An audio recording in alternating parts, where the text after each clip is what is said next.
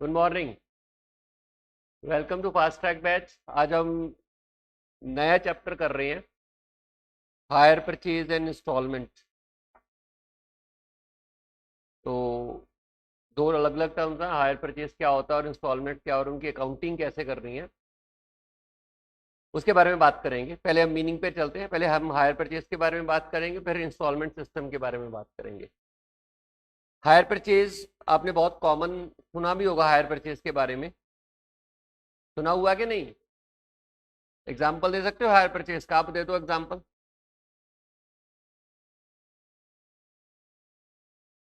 Example, कोई hire purchase का example.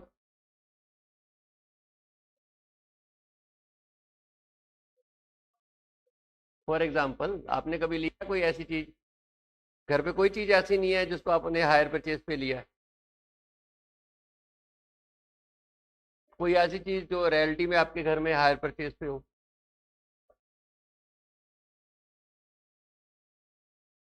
Solar panel लगवाए हैं तो उसकी पेमेंट आप क्या करते हो? इंस्टॉलमेंट में करते हो। तो आपको क्या मालूम कि हायर परचेज है कि इंस्टॉलमेंट सिस्टम के अंदर लिया आपने? दोनों सिस्टम होते हैं ना, दो सिस्टम होते हैं। एक में आप लोग खरीद लेते हो और हायर परचेज के अंदर पेमेंट करते हो, दूसरे में आप इंस्टॉलमेंट सिस्टम के अंदर पेमेंट करते हो। दोनों में पेमेंट करने का तरीका सिमिलर होता है। हाउ यू नो कि जो आपने सोलर पैनल लगवाया है घर पर वो हायर परचेज के अंदर है कि इंस्टॉलमेंट सिस्टम के अंदर है? आइडिया है कोई? नहीं पता। घर पे कोई व्हीकल भी नहीं खरीदा जैसे हायर, जो जिसपे आप इंस्टॉलमेंट पे कर रहे हो?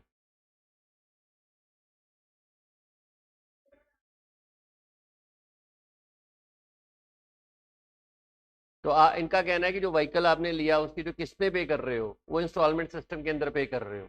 गलत बोल रहे हो। व्हीकल की ओनरशिप आपके पास नहीं है, व्हीकल की ओनरशिप बैंक के पास है। बेचने जाओगे तो पता चल जाएगा।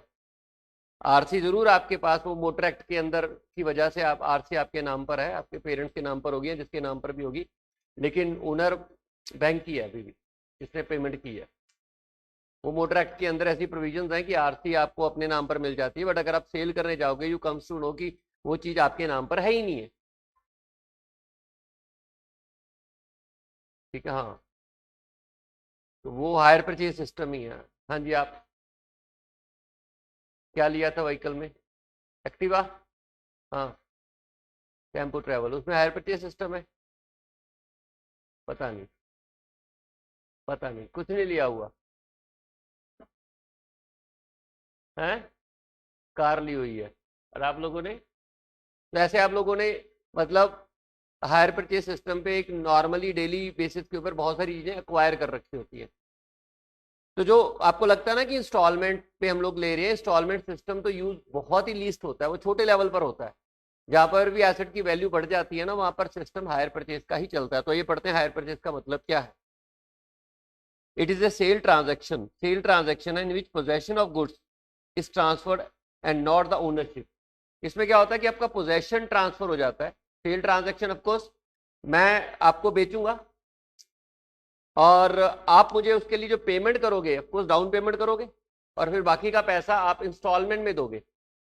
इसमें आपको पोजेशन ट्रांसफर कर रहा हूं, इसमें आपको पोजेशन ट्रांसफर करता हूं, आपके पास ओनरशिप नहीं है, ओनर मैं ही रहूं।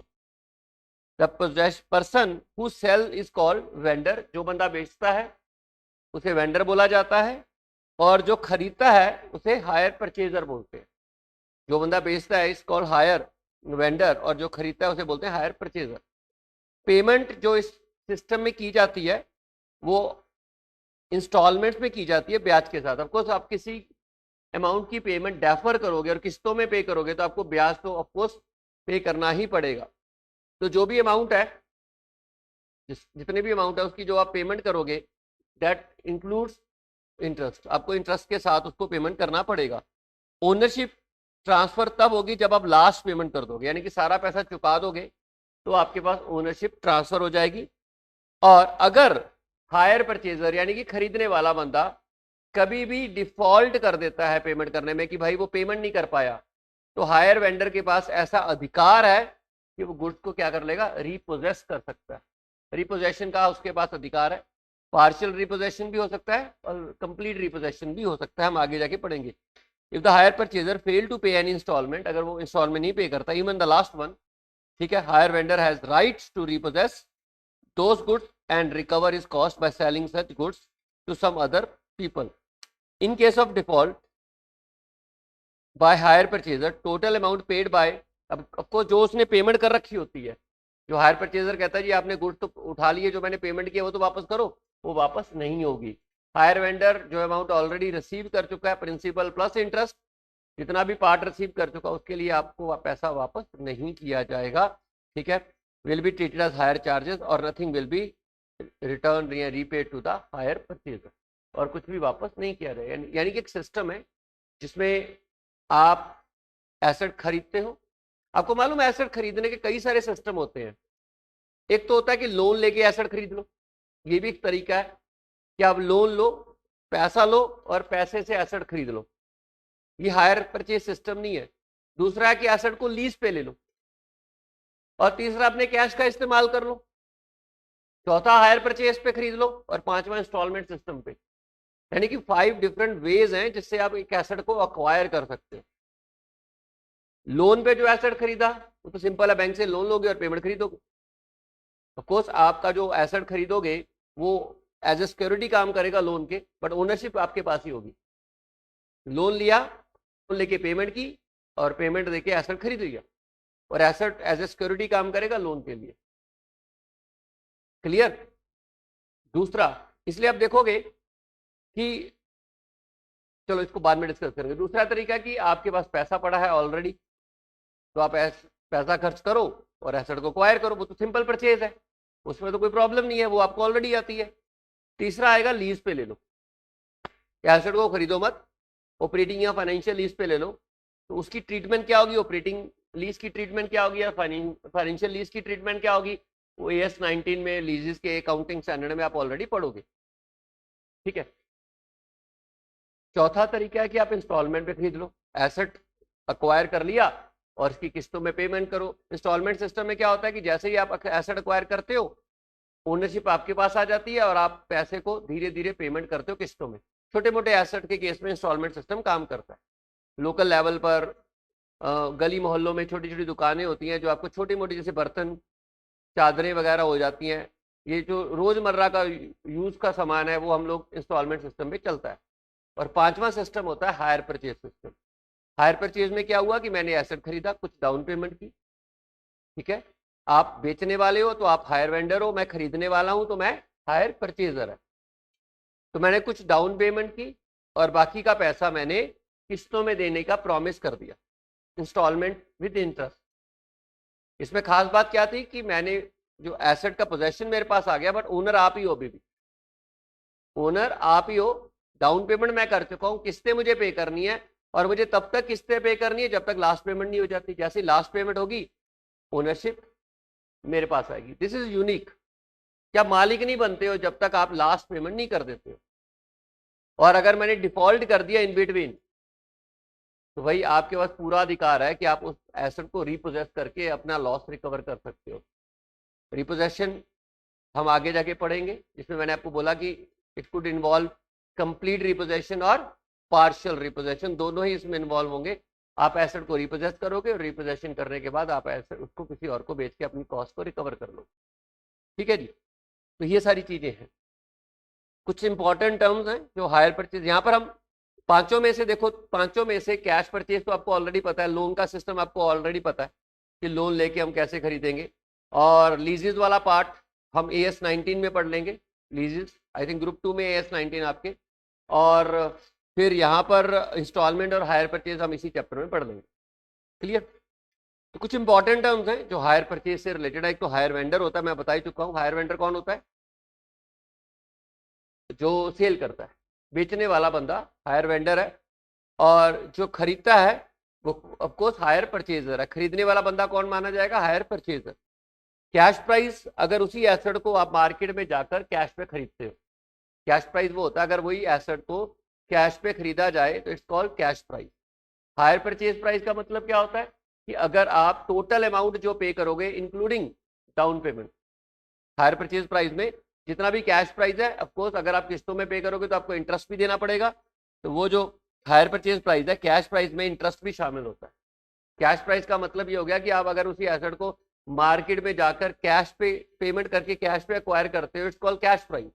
अगर आप उसी एसेट को हायर परचेज प्राइस पे भी करोगे तो आपको कैश प्राइस के साथ साथ ब्याज भी देना पड़ेगा, तो आपका हो जाएगा हायर परचेज प्राइस। ठीक है। उसके बाद डाउन पेमेंट, आपको you already know down payment क्या होती है।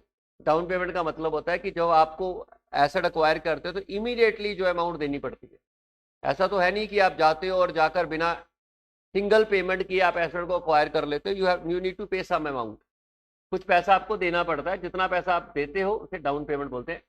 ये 0 पीरियड पर ही पे हो जाता है। कुछ part of that cash price जो 10%, it could be 10%, 5%, 20%, it depends. और समटाइम वो कह सकते हैं कि नो डाउन पेमेंट भी कहा जा सकता है। तो जो इमीडिएटली आप हायर वेंडर को पे कर देते हो वो आपका डाउन पेमेंट होता है। ठीक है। These are the transaction, these are the sorry important terms. Hire vendor clear है, हायर परचेजर क्लियर है, कैश प्राइस की क्लियर है, उसके बाद हायर परचेज प्राइस क्लियर है, डाउन पेमेंट क्लियर है। किसी को कोई डाउट है तो पूछ लीजिए। अब जो इन दोनों का जो डिफरेंस होगा ना, हायर परचेज प्राइस और कैश प्राइस का जो डिफरेंस होगा वो ब्याज होगा। कैश प्राइस देख लो ना, higher purchase price is cash price plus interest. तो आपका कैश प्राइस और हायर परचेज प्राइस का जो डिफरेंस होगा वो आपका डाउन पेमेंट होगा, सॉरी इंटरेस्ट होगा।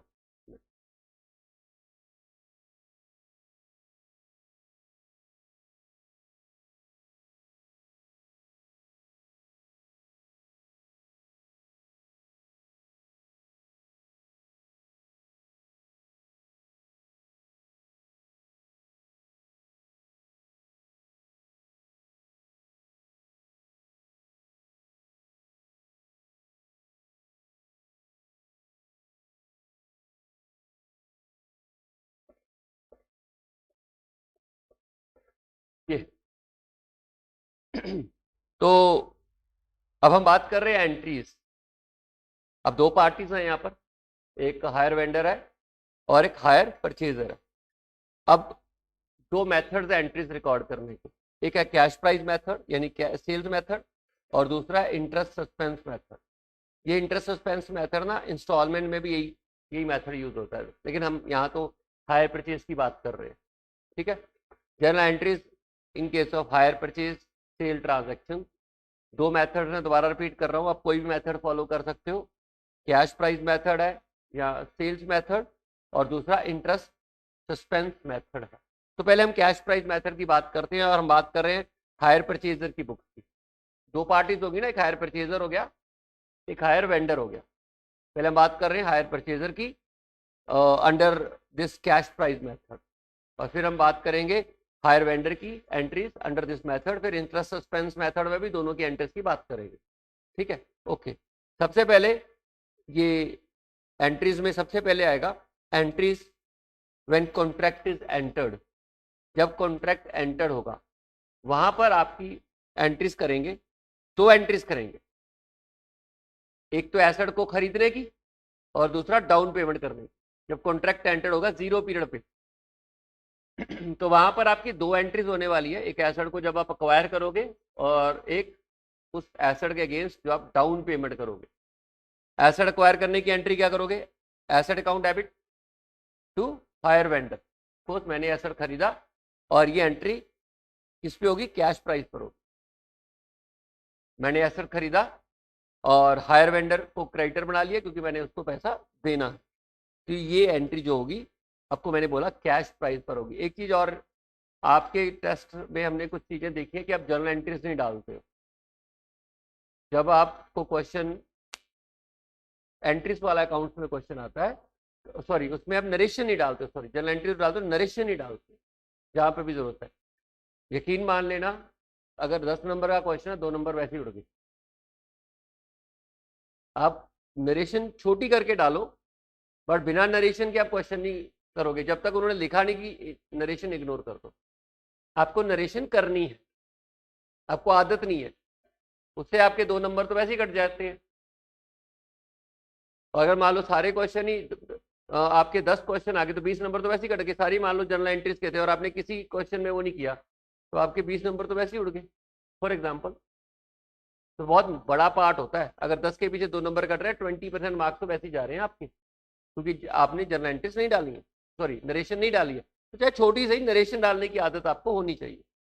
Okay, contract is entered, asset account debit to hire vendor, asset debit किया, हायर वेंडर को कर दिया क्रेडिट, कैश प्राइस पे एंट्री होगी। अब मैं हायर परचेजर हूं, तो अगला मेरा काम क्या होगा, डाउन पेमेंट करने का। तो डाउन पेमेंट करूंगा सेम टाइम पर, वेंडर को डेबिट करूंगा टू कैश या बैंक, ठीक है, वेंडर टू कैश या बैंक, डाउन पेमेंट पे होगी। उसके बाद जब इंस्टॉलमेंट ड्यू होगी या ईयर एंड आएगा, ऑफकोर्स इंस्टॉलमेंट ड्यू हो जाएगी। इंस्टॉलमेंट ड्यू होगी, अब मुझे किस्त पे करनी है, किस्त पे करोगे। ये जो दो एंट्रीज ना, ये सिर्फ एक ही बार होंगी एसेट की लाइफ में, हायर परचेज ट्रांजैक्शन में सिर्फ एक ही बार होंगी ये दो एंट्रीज। इंस्टॉलमेंट की एंट्रीज लगातार एवरी इंस्टॉलमेंट की ड्यू होने पर होंगी। साल में अगर 4 बार इंस्टॉलमेंट ड्यू है तो वो इंस्टॉलमेंट की दो एंट्रीज होंगी, चारों बार होगी। देखो मैं एंट्रीज को 3 पार्ट में डिवाइड करता हूं। एक वो दो एंट्रीज जो ट्रांजैक्शन पे होनी है, जो ट्रांजैक्शन शुरू हुई है वो सिर्फ एक ही बार होनी है। वो दो एंट्रीज जो इंस्टॉलमेंट के साथ होनी है, जब जब इंस्टॉलमेंट ड्यू होगी वो होगी। और 2 या 3 एंट्रीज जब ईयर क्लोज हो रहा है। 3 स्टेजेस पे आपको एंट्रीज करनी होंगी। इधर दे जाओ एक,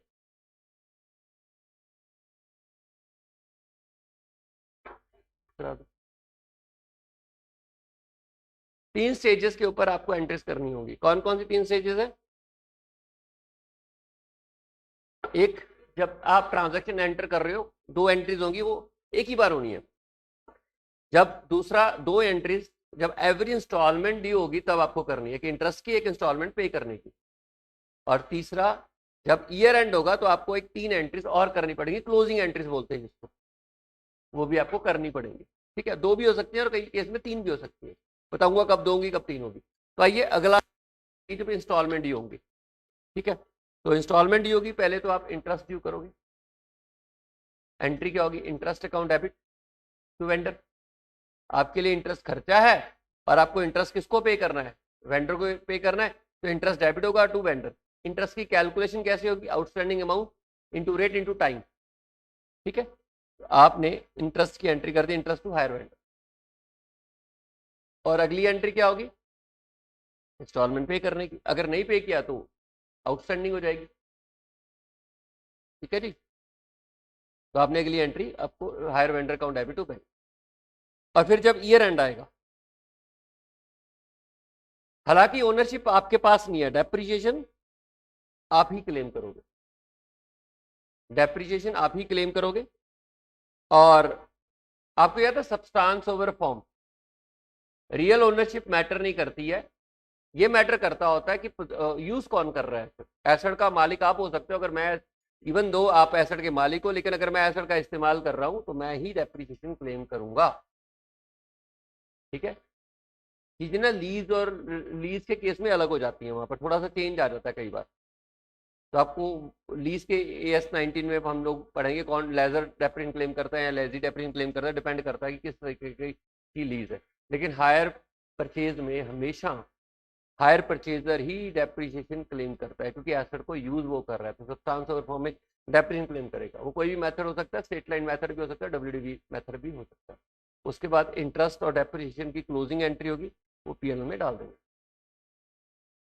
तो सर आपने तो बोला 3 एंट्रीज हो सकती हैं, 3 भी हो सकती हैं। तीसरी एंट्री ये हो सकती है कि मान लीजिए आपका इंस्टॉलमेंट की जो डेट है वो आपकी 31/9, हाफ ईयरली आप इंस्टॉलमेंट पे कर रहे हो, 31 मार्च 30/9, 31 मार्च 30/9 को आप इंस्टॉलमेंट पे कर रहे हो, और 31 दिसंबर को ईयर एंड हो रहा है, तो 3 महीने का इंटरेस्ट अक्रूड की एंट्री करोगे ना, interest debit to interest accrued but not due करोगे ना, तो वो एंट्री भी यहाँ करनी पड़ सकती है। लेकिन अगर इंस्टॉलमेंट डेट और ईयर एंड की डेट अलग हो तो वो कर सकते हैं, पर हमारे लिए जरूरत नहीं है, हमारे क्वेश्चन में ऐसा नहीं होगा, लेकिन हो सकता है।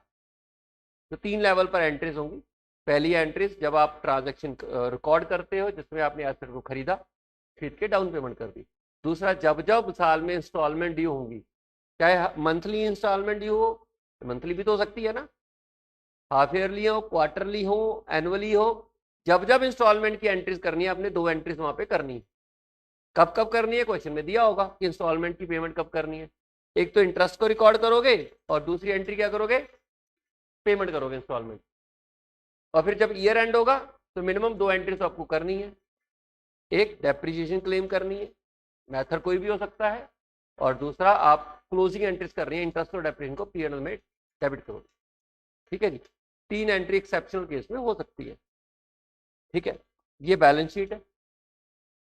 बैलेंस शीट आपको नॉर्मल फॉर्म में बनानी है। हायर वेंडर आपकी बुक्स में लायबिलिटी हो जाएगा, और हायर परचेज एसेट आपकी बुक में एसेट आएगा नेट ऑफ डेप्रिसिएशन, उसको लिखेंगे hire purchase asset. Hire purchaser की बुक में हायर परचेज एसेट क्या है, एक एसेट बन जाएगा। ठीक है, और नेट ऑफ डेप्रिसिएशन आप अपनी बुक्स में दिखाओगे उसको, और लायबिलिटी साइड में आप हायर वेंडर दिखाओगे। ठीक है जी, ओके। अब बात करते हैं इसी मेथड के अंदर वेंडर की बुक, इसी मेथड के अंदर वेंडर की बुक, वेंडर की बुक में इसी मेथड के अंदर क्या होगा। ये भी 3 स्टेजेस पे एंट्री करेगा। पहले जब ट्रांजैक्शन एंटर होगी, दूसरा जब इंस्टॉलमेंट मिलेगी, और तीसरा जब ईयर एंड होगा।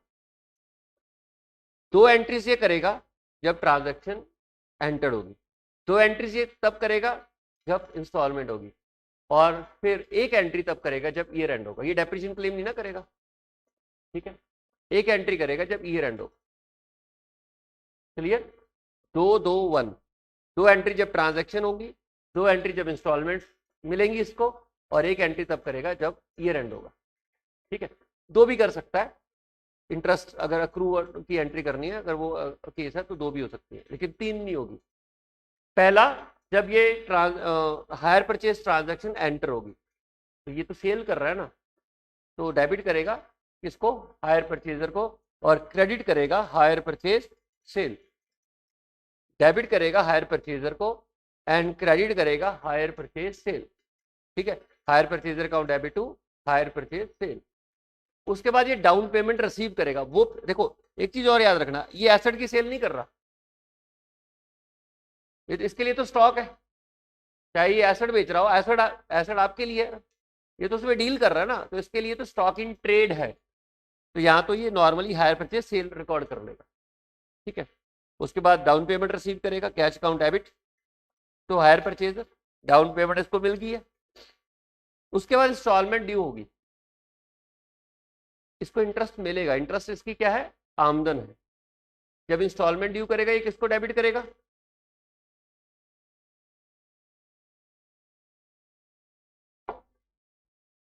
इंस्टॉलमेंट ड्यू होगी तो ऑफकोर्स ये हायर परचेजर को डेबिट करेगा। पहले इंटरेस्ट ड्यू करेगा, सॉरी, इंटरेस्ट रिकॉर्ड करेगा, हायर परचेजर को डेबिट करेगा, और इंटरेस्ट क्रेडिट कर लेगा। इंटरेस्ट की कैलकुलेशन जैसे हायर परचेजर ने निकाली थी, वैसे ये सेम अमाउंट आएगी। आउटस्टैंडिंग अमाउंट जितनी भी डाउन पेमेंट के बाद बची, इंटू रेट, इतने कितने टाइम के लिए, ब्याज आ जाएगा। ब्याज रिकॉर्ड करेगा, हायर परचेजर को करेगा डेबिट टू इंटरेस्ट, उसके बाद इंस्टॉलमेंट रिसीव कर लेगा, बैंक या cash account debit to hire purchase. ये 2 एंट्रीज इंस्टॉलमेंट के टाइम की होगी, और फिर ईयर एंड पे ये डेप्रिसिएशन तो क्लेम नहीं करेगा। ये जो 2 एंट्रीज है इंस्टॉलमेंट वाली, जितनी, ये मंथली भी हो सकती है। अगर मंथली है तो ये मंथली होती रहेंगी, अगर क्वार्टरली है तो क्वार्टरली होंगी, अगर हाफ ईयरली तो हाफ ईयरली, अगर एनुअली तो एनुअली होंगी। 2 एंट्रीज रिपीट हो जाएंगी, और जब ईयर एंड होगा तो ऑटोमेटिकली ये जो डेप्रिसिएशन तो ऑफकोर्स क्लेम नहीं करेगा, इंटरेस्ट जो आएगा वो P&L में ले जाएगा। ठीक है, interest account debit to P&L। Clear? इस तरीके से इसकी बुक में एंट्री होगी, और बैलेंस शीट में ऑफकोर्स ये हायर परचेजर को रिकॉर्ड करेगा। तो दिस इज सेल्स मेथड या कैश मेथड। अब हम बात करते हैं ये वाले मेथड की। ये वाला मेथड हो गया कैश प्राइस मेथड और सेल्स मेथड। अब हम बात करेंगे इंटरेस्ट सस्पेंस मेथड की। इंटरेस्ट सस्पेंस मेथड में हम लोग यहाँ पर ना, अगर आप ध्यान दो, कैश प्राइस के ऊपर ट्रांजैक्शन कर रहे थे, और इंटरेस्ट सस्पेंस में हमारी जो ट्रांजैक्शन होगी हायर परचेज प्राइस पर होगी। ब्याज पहले से रिकॉर्ड कर लेंगे शुरू से ही। ठीक है, इसलिए जो दोनों का यही फर्क है। आपका जो कैश प्राइस या सेल प्राइस मेथड है ना, वो नॉर्मल कैश प्राइस पे ट्रांजैक्शंस होती हैं, और जैसे जैसे टाइम आता है ब्याज ड्यू करके रिसीव करते हैं, पे करते रहते हैं। लेकिन जो आपका इंटरेस्ट सस्पेंस मेथड है ना, वहाँ उस मेथड का तरीका ये है कि यहाँ पर आप ट्रांजैक्शन जो करोगे हायर परचेज प्राइस पर होंगी, हायर परचेज प्राइस पर। ठीक है, तो आइए शुरू करते हैं, देखते हैं। सबसे पहले ऑफकोर्स हायर परचेजर की बुक, और फिर हायर वेंडर की बुक। हायर परचेजर की बुक में सबसे पहले परचेज रिकॉर्ड करेगा, सबसे पहले परचेज रिकॉर्ड करेगा। ठीक है, तो यहां पर भी ऑफकोर्स 2 एंट्रीज होंगी, 3 स्टेजेस है यहां पर भी। जब ट्रांजैक्शन एंटर हो रही है तब की एंट्रीज, इंस्टॉलमेंट की एंट्रीज, और लास्ट ईयर एंड की एंट्री। ठीक है, तो एसेट को डेबिट करेगा ये, ऑफकोर्स इसके लिए तो एसेट है। और इंटरेस्ट सस्पेंस को भी डेबिट करेगा। अगर आप ट्रांजैक्शन को हायर परचेज प्राइस पर रिकॉर्ड करना चाहते हैं तो ब्याज भी तो रिकॉर्ड करना पड़ेगा आपको। ऑफकोर्स हायर परचेज प्राइस में कैश प्राइस और इंटरेस्ट दोनों होते हैं, तो एसेट तो आप कैश प्राइस पे रिकॉर्ड करोगे, ये वाला एसेट तो आपको कैश प्राइस पर ही रिकॉर्ड करना पड़ेगा ना, एसेट की जो कीमत है उसी पे रिकॉर्ड करोगे। आप जो वेंडर को क्रेडिट करोगे वो दिखाओगे आप हायर परचेज प्राइस पर। जैसे मैंने बोला इंटरेस्ट सस्पेंस मेथड में आपको हायर परचेज प्राइस के ऊपर ट्रांजैक्शन करनी है, तो एसेट को तो आप दिखाओगे कैश प्राइस पर और वेंडर को दिखाओगे हायर परचेज प्राइस के ऊपर। अब जो डिफरेंस है वो ब्याज है, तो ब्याज को आप इंटरेस्ट सस्पेंस के नाम से डेबिट करोगे। इंटरेस्ट सस्पेंस के नाम से डेबिट इसलिए होगा क्योंकि ये इंटरेस्ट अभी सही में इंटरेस्ट नहीं है। इंटरेस्ट तब रिकॉर्ड होना चाहिए जब ड्यू होगा, दिस इज इंटरेस्ट सस्पेंस। जैसे जैसे इंटरेस्ट ड्यू होगा इंटरेस्ट को डेबिट करते जाएंगे, इंटरेस्ट सस्पेंस को क्रेडिट करते जाएंगे। तो यहाँ पर जो आपका वेंडर होगा ना वो ऑलवेज हायर परचेज प्राइस को इंडिकेट करेगा, वो ये इंडिकेट करेगा कि टोटल अमाउंट नहीं है। दोनों का जो डिफरेंस है उसे इंटरेस्ट सस्पेंस बोलेंगे, इंटरेस्ट नहीं बोलेंगे, क्योंकि इंटरेस्ट तो टाइमली बेसिस पे ही ड्यू होगा। उसके बाद ऑफकोर्स सेकंड एंट्री है डाउन पेमेंट कर देंगे। Clear? Vendor account debit to bank, पहली एंट्री आपको हायर परचेज प्राइस पे रिकॉर्ड करनी है, दूसरी डाउन पेमेंट है। हायर परचेज प्राइस पे आप वेंडर के खाते में क्रेडिट करोगे, एसेट की कॉस्ट डेबिट होगी और जो डिफरेंस होगा वो इंटरेस्ट सस्पेंस होगा। और फिर hire vendor account debit to bank. Okay, अब इंस्टॉलमेंट जो होगी वो ड्यू होगी। मैंने बोला इंस्टॉलमेंट की आगे वही 2 एंट्रीज, इंस्टॉलमेंट की 2 एंट्रीज। जब जब साल में इंस्टॉलमेंट ड्यू होगी, चाहे मंथली हो, चाहे वीकली हो, चाहे हाफ ईयरली हो, चाहे एनुअली हो, कुछ भी, 2 एंट्रीज लाजमी होंगी। इंटरेस्ट रिकॉर्ड किया जाएगा। अब जो इंटरेस्ट है वो वेंडर में ट्रांसफर नहीं होगा, जो इंटरेस्ट है वो वेंडर में ट्रांसफर नहीं होगा, इंटरेस्ट सस्पेंस से पैदा होगा, क्योंकि इंटरेस्ट सस्पेंस पे ब्याज ऑलरेडी रिकॉर्ड कर चुके हैं। तो डेबिट करेंगे इंटरेस्ट अकाउंट डेबिट, ये निकालेंगे हम लोग। कैसे निकलेगा? आउटस्टैंडिंग अमाउंट, जितनी भी डाउन पेमेंट के बाद पैसा बचा, कैश प्राइस, कैश प्राइस जितना भी बचा, इंटरेस्ट की कैलकुलेशन हमेशा कैश प्राइस पर होगी always. Cash price into rate into time, कितने का कैश प्राइस है, क्या रेट चल रहा है और कितने समय का ब्याज, तो ये आ जाएगा। और इंटरेस्ट सस्पेंस को क्रेडिट कर देंगे। इंटरेस्ट सस्पेंस को क्रेडिट इसलिए करेंगे सारा ब्याज तो हम ऑलरेडी इंटरेस्ट सस्पेंस पे रिकॉर्ड कर चुके हैं, तो उसको क्रेडिट कर देंगे। ठीक है, of course higher vendor already higher purchase price पे था, तो उसमें कुछ और जुड़ना नहीं है। अगर आप पिछला मेथड देखोगे ना, ब्याज हायर परचेज वेंडर में जुड़ता था, है ना। सेल्स मेथड में जो ब्याज होता था वो हायर वेंडर की किताबों में जुड़ता था, फिर पेमेंट होती थी। बट यहाँ तो क्योंकि वहां पर जो हायर वेंडर होता था वो कैश प्राइस पर होता था, या हायर वेंडर को आप हायर परचेज प्राइस पे ऑलरेडी रिकॉर्ड कर चुके, तो दोबारा से कुछ ऐड होना नहीं है, तो आप जस्ट पेमेंट करोगे इसको डाउन पेमेंट, इसमें ब्याज ऑलरेडी जुड़ा हुआ है। ठीक है, और जब ईयर एंड होगा तो ऑटोमेटिकली वही सेम डेप्रिसिएशन क्लेम करोगे और इंटरेस्ट और डेप्रिसिएशन को उठा के पीएल में डाल दोगे। ठीक है, 2 entries. Depreciation substance over form, depreciation हमेशा कैश प्राइस पर होगी, क्योंकि एसेट तो है वो कैश प्राइस पर ही है, तो उस पर डेप्रिसिएशन क्लेम करेंगे। It could be straight line method या WDV, और फिर दोनों को उठा के पीएल में ट्रांसफर कर देंगे। और नेक्स्ट जो कमिंग ईयर्स आएंगे उसमें 2 एंट्रीज रिपीट होती रहेंगी, 2 लेवल की एंट्रीज, एक तो जब इंस्टॉलमेंट वाली एंट्रीज और ईयर एंड की एंट्रीज, ये तब तक रिपीट होती जाएंगी जब तक आप लास्ट पेमेंट नहीं कर जाओगे। ठीक है जी। उसके बाद बैलेंस शीट में आप कैसे प्रेजेंट करोगे, हायर परचेजर की बुक्स में थोड़ी सी चीजें चेंज हो जाएंगी। प्रेजेंटेशन करने का ना थोड़ा सा तरीका आपका बदल जाएगा, क्योंकि एसेट तो नॉर्मली प्रेजेंट होगा, एसेट में तो कोई प्रॉब्लम नहीं है, एसेट तो कैश प्राइस पे था, पिछले मेथड में भी कैश प्राइस पर था और यहाँ पर भी कैश प्राइस में है, तो उसमें तो कोई प्रॉब्लम नहीं। डेप्रिसिएशन माइनस करो, एसेट की वैल्यू आ जाएगी नेट। लेकिन जो हायर वेंडर है वो हायर परचेज प्राइस पर था यहां पर, और पिछले में था कैश प्राइस पर, यहां पर हायर परचेज प्राइस है, तो लायबिलिटी तो जितनी अमाउंट बनती है उतनी देंगे ना। Hire purchase is not a liability. Hire purchase की लायबिलिटी जो पैदा होगी ना वो धीरे धीरे पैदा होगी ब्याज जुड़ने के बाद। तो जितने आपका वेंडर को टोटल अमाउंट ड्यू है, अब इसमें ब्याज जुड़ा हुआ है, तो जितना ब्याज जुड़ा हुआ है इंटरेस्ट सस्पेंस माइनस करके दिखाएंगे। This is the real amount that need to be pay as on date of balance sheet. Vendor की amount total, hire purchase price, of course जो इंस्टॉलमेंट पे हो चुकी है माइनस करके, और इसमें इंटरेस्ट सस्पेंस इतना है वो माइनस कर दोगे तो आपके पास ये अमाउंट आ जाएगी। ठीक है जी, ओके। ये था हायर परचेजर का। अब चलते हैं हायर वेंडर। हायर वेंडर भी सेम ही कंसेप्ट का इस्तेमाल करेगा, वो भी सेल दिखाएगा। अब जो वो सेल दिखाएगा वो तो कैश प्राइस पर दिखाएगा, लेकिन जो हायर परचेजर को रिकॉर्ड करेगा वहां पर वो हायर परचेज प्राइस दिखाएगा, क्योंकि सेल्स मेथड में कैश प्राइस पे एंट्री रिकॉर्ड हो रही थी और इंटरेस्ट सस्पेंस में जो रिकॉर्ड हो रही थी वो किस पे रिकॉर्ड हो रही है, इसी मेथड पर, मतलब हायर परचेज प्राइस पर। हायर परचेज प्राइस पे आप हायर परचेजर को दिखाओगे, सेल तो आपको कैश प्राइस पर ही दिखानी पड़ेगी, और जो डिफरेंस आएगा ऑफकोर्स यहाँ पर भी इंटरेस्ट सस्पेंस में रिकॉर्ड किया जाएगा।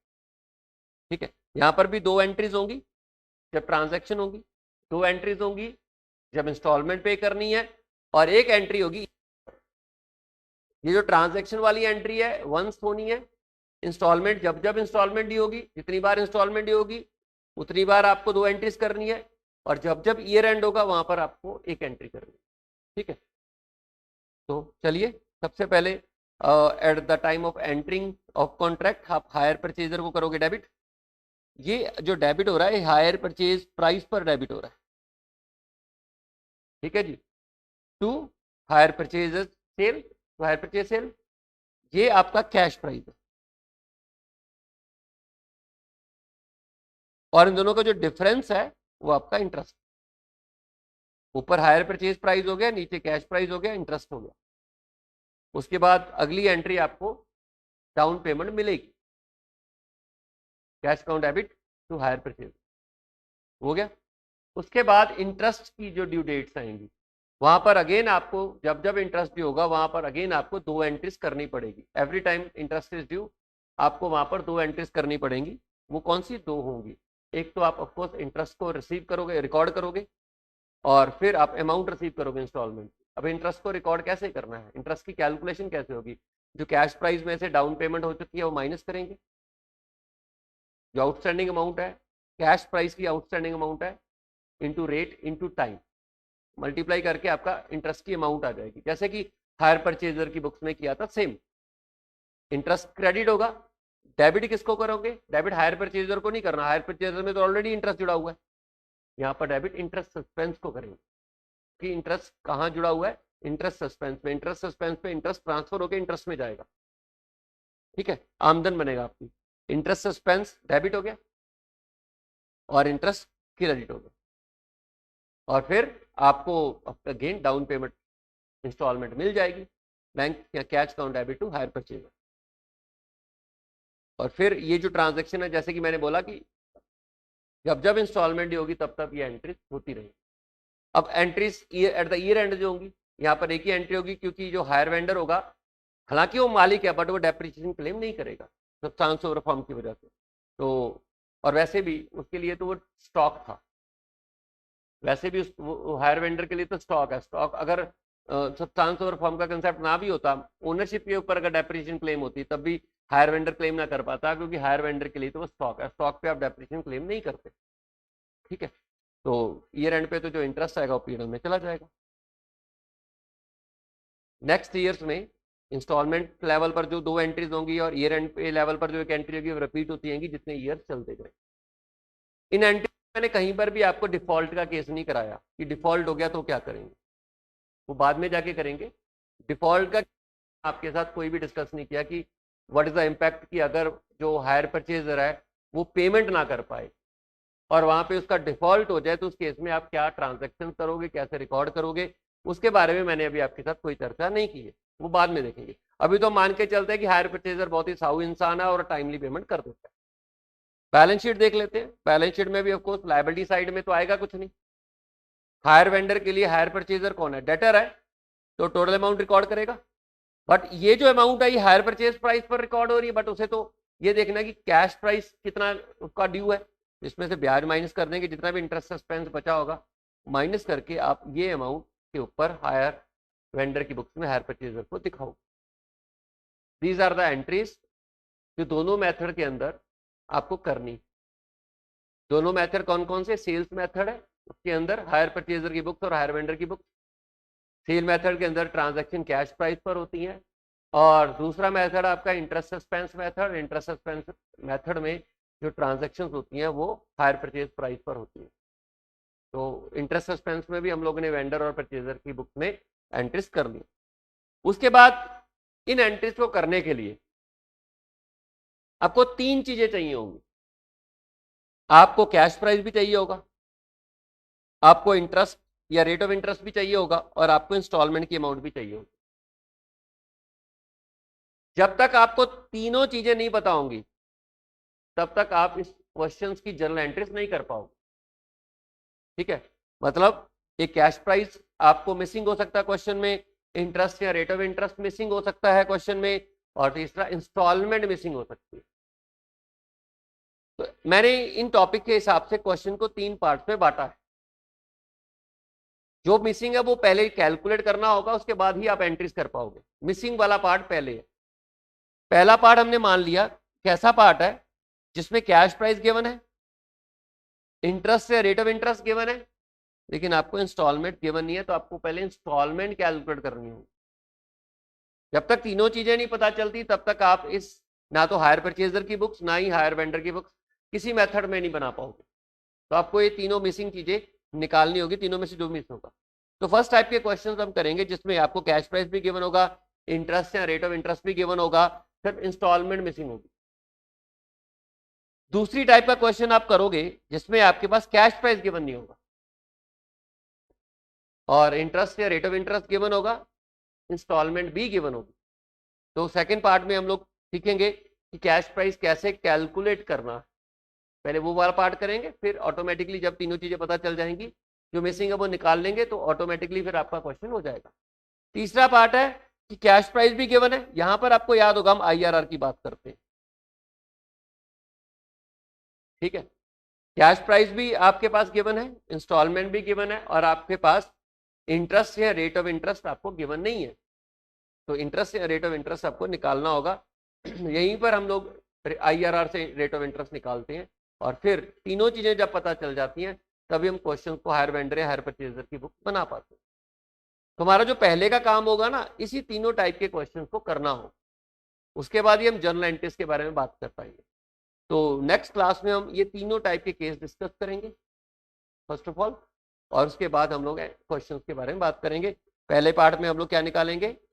इंस्टॉलमेंट निकालेंगे। सेकंड पार्ट में हम कैश प्राइस मिसिंग होगा वो निकालेंगे, और थर्ड टाइप के क्वेश्चन में हम इंटरेस्ट निकालेंगे। ये कैलकुलेशन वाला पार्ट अगर आपका गलत हो गया तो आप ऑटोमेटिकली क्वेश्चन को गलत कर दोगे, आपका क्वेश्चन सही होगा ही।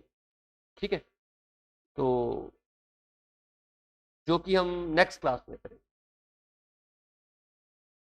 ठीक है जी, आज इतना ही। Thank you.